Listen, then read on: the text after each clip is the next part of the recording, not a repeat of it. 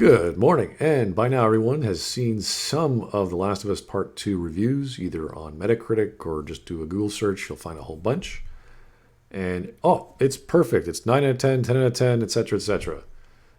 These are all non-spoiler reviews, so they're not allowed to tell any details, which is strange. I don't know why you'd want a review that doesn't give you information, unless this is the whole point, is to get you to buy the game.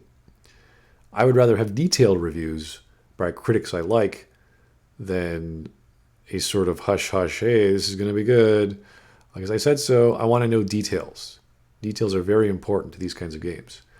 So I'm not alien to these sorts of criticisms like, oh, how could you hate something you haven't played yet when everyone else who has played it has given it perfect scores? Well, it's not hard. There are plenty of games which I have yet to play and I knew were probably going to be bad, or I was so befuddled the first time through I realized I was missing something, and then the second time through showed us how bad a game it was. For example, Mass Effect 2. See the similarity in scores? Pretty high. In fact, even the fans love it. But all it takes is one review to criticize the pros and cons, and to be quality review, a detailed review, with spoilers, with this or that, or what have you, to prove that something is either good or bad.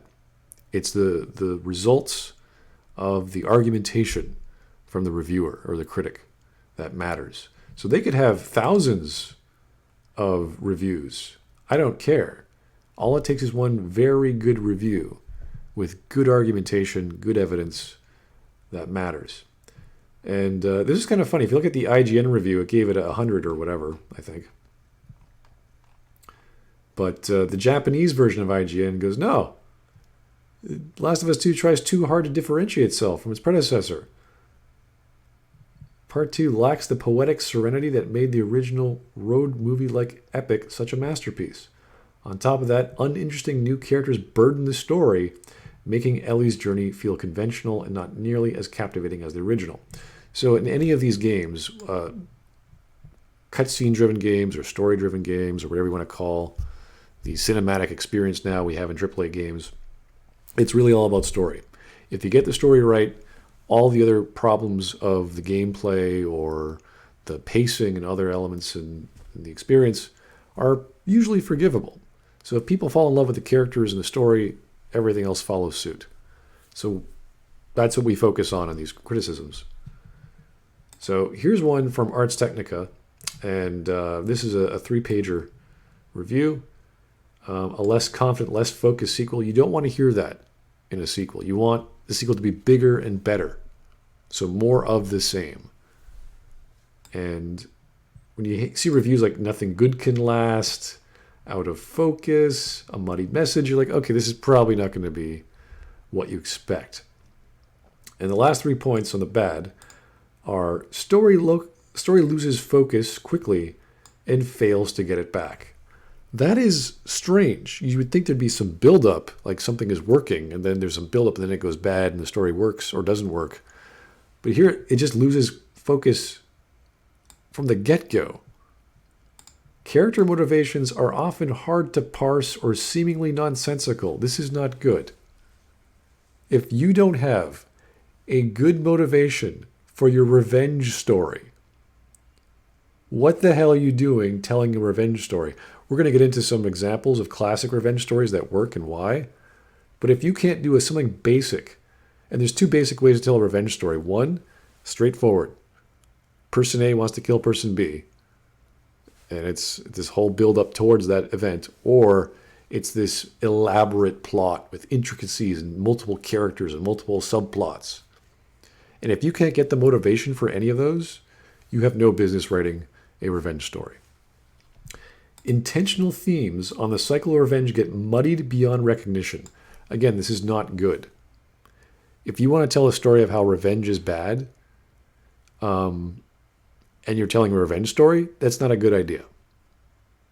You can say, this has caused all this destruction and this is bad for the community, but if it's all about that one person doing the one thing they need to do, which is revenge, then you're fine, because you justified the focus of the story, which is this one character. If you get the theme of that wrong, what the hell are you doing? whose story are you telling and for what purpose? If you're trying to demonize your protagonist for doing the thing they set out to do, why would you ever read a story or play a game like that? You'd be alienating your audience. It's like, I came here for a revenge story and it sucks. The theme of revenge doesn't work. That's not a good idea. Then there's stuff like dull boss fights and other gameplay issues, but I'm not going to get into here. So that was Ars Technica. Here we have the Financial Post. And this is a 10 out of 10 review. I don't really go to the Financial Post for my media reviews. From a guy with I don't know what kind of hat that is. Chad. 10-10. Okay, great. So obviously he's going to give it glowing everything. But here's what he has to say at the end. The consequences of killing are made abundantly clear over and over again until by the end I simply no longer wanted to fight. I wanted to put down the controller as though it was a gun for which I no longer had any desire to use. I don't think I ever want to see a game or a book as a tool that I'm done using and never want to go near again. A game, a good game, a 10 out of 10 game, everything's amazing, I want to go back into. I want to have that feeling linger for another week or two. Like, wow, what an experience. And some games go the extra mile in the way they're designed. For example, Chrono Trigger, which is one of my favorite games of all time. It makes you want to replay the game. They actually have a New Game Plus option. They actually have characters I know and care about and get their own endings. And there's 19 endings or so. And you get an ending per character at certain times. So there are games that know how to handle not only replayability, but are designed in such a way that you can't wait to go back into it. I can replay Chrono Trigger 10 years from now. I still have an amazing time, regardless of technology. The story is there. It may not be the most amazing original story, but it's so unique in its media and its expression and its charm.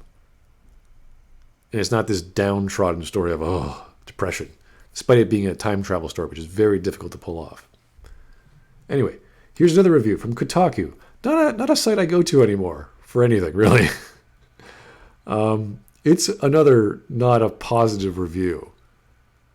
Kotaku, of all places. Usually they're pretty glowing in their stories about lesbian women or bisexual people or trans or this or that. And here's what I had to say at the end. So many people worked on this game for so long and at such cost that I want The Last of Us 2 to be more than the experience I had. It's a visually beautiful game that feels distinct to play, and the story it tells and how it tells it at the most basic level certainly pushes the edges of what games have done before. And here's this contrasting sentence. None of those accomplishes elevated or redeemed it for me. Like the nature-consuming Seattle or the outbreak-consuming humanity, its ugliness overshadowed everything else. When you make a piece of media or anything consumable, so food, art, you name it, you want to elevate the ingredients or elements you're using. You want to go to a restaurant and you want the food to be elevated, to be put on a pedestal and say, look, you are going to eat this magnificent, beautiful piece of whatever. You don't want to feel bad. Now, there are stories or experiences that they're there to put you in a downward spiral or a tragedy for the purposes of catharsis. How not how bleak the world is, but how sad. How the characters rose up or started up high and went down. And then that's usually what a tragic story is. In fact, that's one of the highlights of art, at least in storytelling, that Aristotle was clear about, was catharsis. You see these elements as forms of therapy to alleviate the negative emotions within you. So there has to be a release. There has to be something, there has to be a light at the end of the tunnel, something that brings it out. I'm trying to think of like bleak stories, like World War II stories like Schindler's List or Life is Beautiful, whereas it's in this disgusting world, it's all these horrific things are happening, but there's a little spark of life, of light. And you don't get that in The Last of Us 2. It's a murder simulator. It's a very detailed murder simulator, and it's about revenge. So you can tell already the problem that's going to happen if all you're going around is murdering people, where the story isn't there, the motivation isn't there. All you have is this beautiful world of murder. Here's a review from Time. Again, not a place I go to for my media, but even they know what's going on. But if Naughty Dog's intent was to shock, leaning so heavily on the violence has the opposite effect. 30 hours into the game, it's easy to grow numb to acts of cruelty. That awe-inducing scenery and careful character building is lost in the macabre action. And while the violence of the first game served a compelling moral tale, the over-the-top bloodshed of Part 2 is all in service of a rather cliched and tiresome lesson about the endless cycle of revenge. The banter that elevated the first game above mere dystopian fantasy is gone too, as Ellie often navigates the ultra-violent world on her own.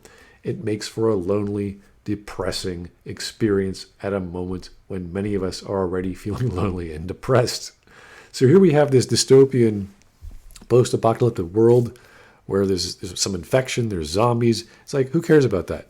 This is all about revenge. And that's all it is. There's no wonder about Ellie. Hey, is she going to go figure out her past? Is she some cure? Does she know about that? Does she care? Who cares? It's all about murder. It's all about killing someone. What a waste. You have this wonderful setup. What a waste of a piece of media. All this time and money. And all it is a murder simulator.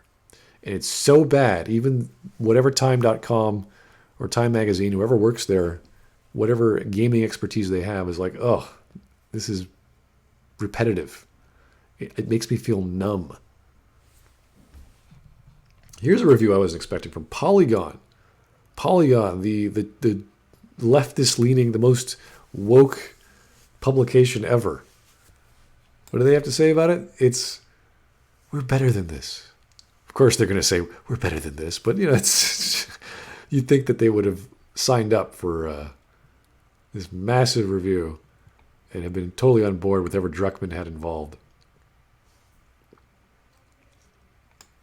The Last of Us 2 depicts individual people who are instead ruthless, capable, yet self-absorbed.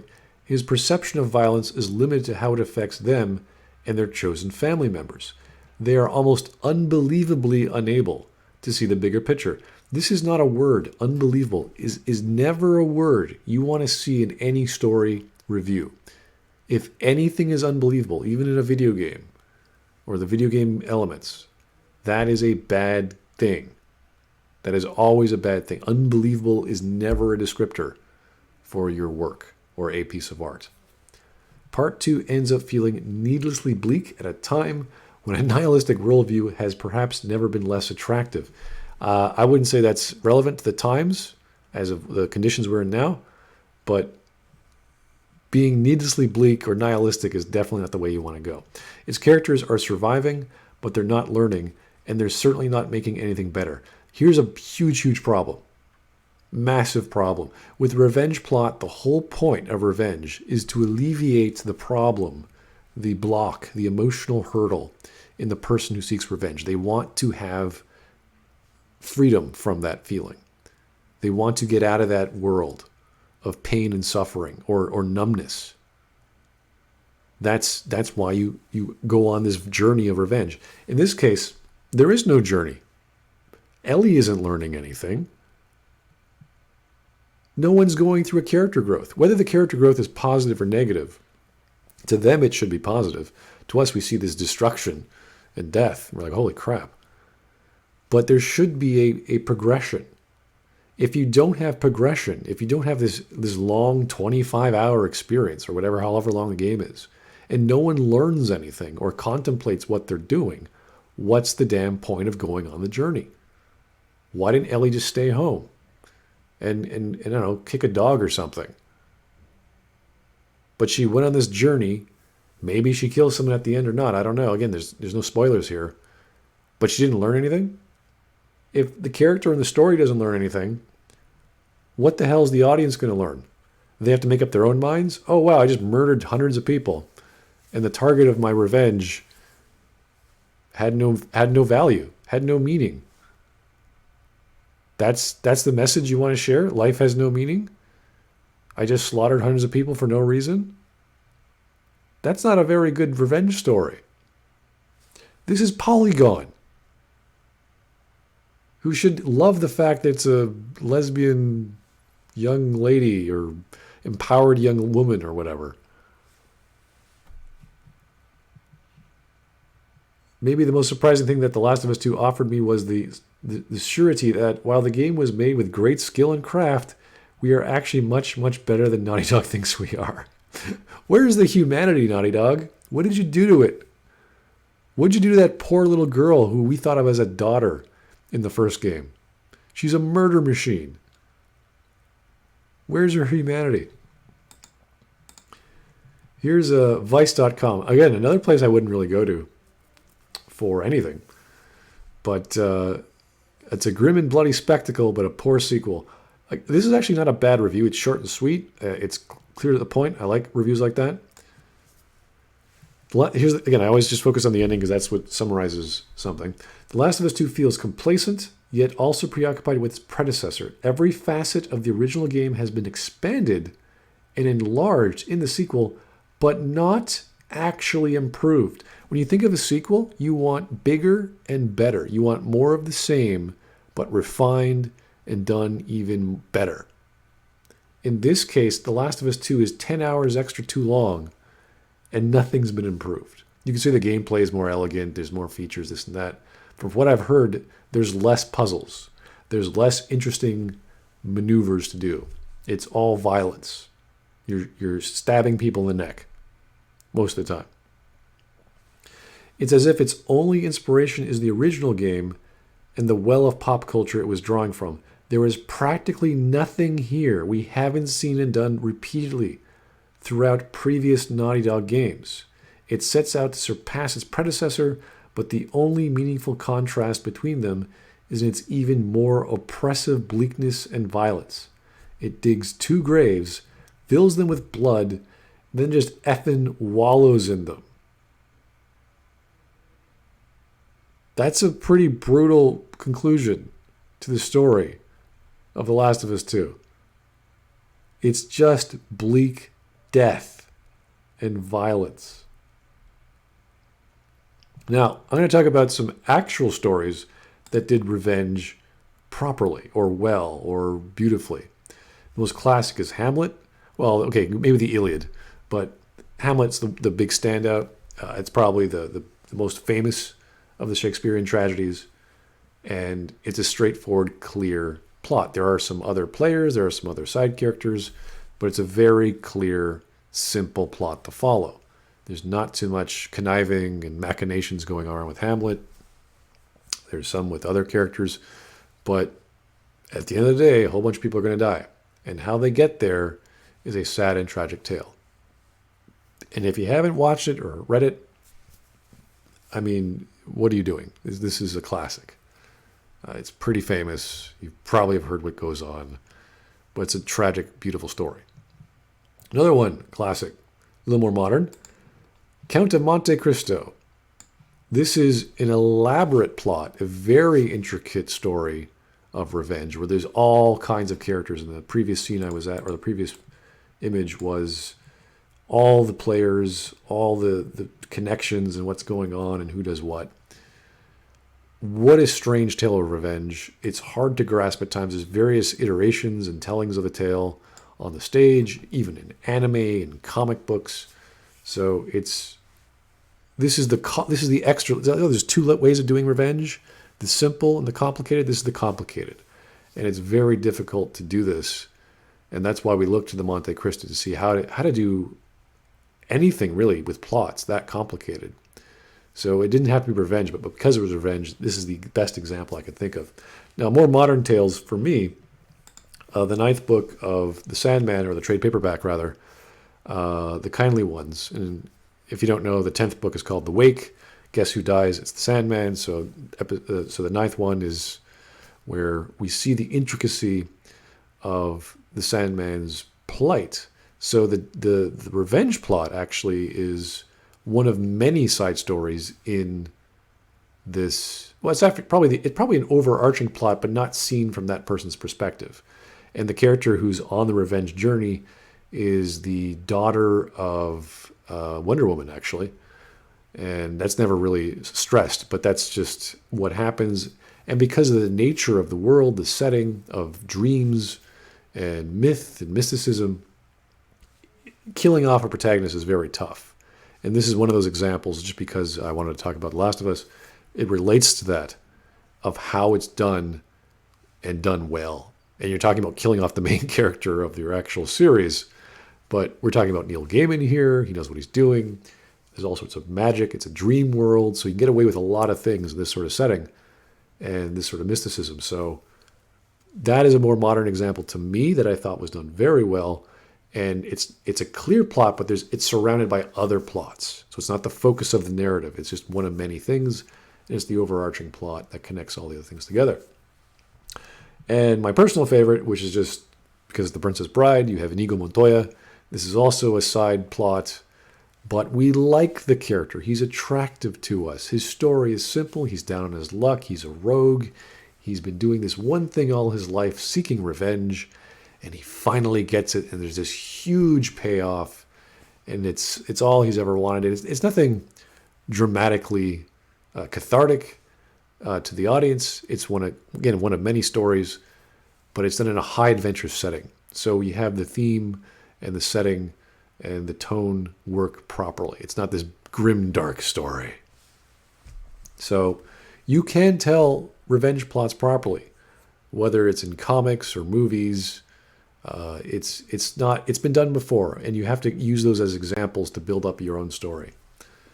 So I was about to show a VGS story, video, talking about how there's a disconnect of ludonarrative dissonance. Let me just play a bit. Beats a woman to death with a steel pipe. Afterwards, she is visibly traumatized by this, and this trauma leads to more meaningful character interactions for everyone involved. But by that point, during my gameplay experience, I had quite literally sliced open the larynxes of hundreds of crying men and women who begged me to stop as blood gurgled from their throats.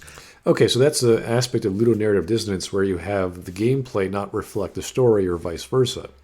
In this case, you play as Ellie and you just slaughter everyone. There's no Deus Ex Mankind Divided option to go non-lethal, which would have worked.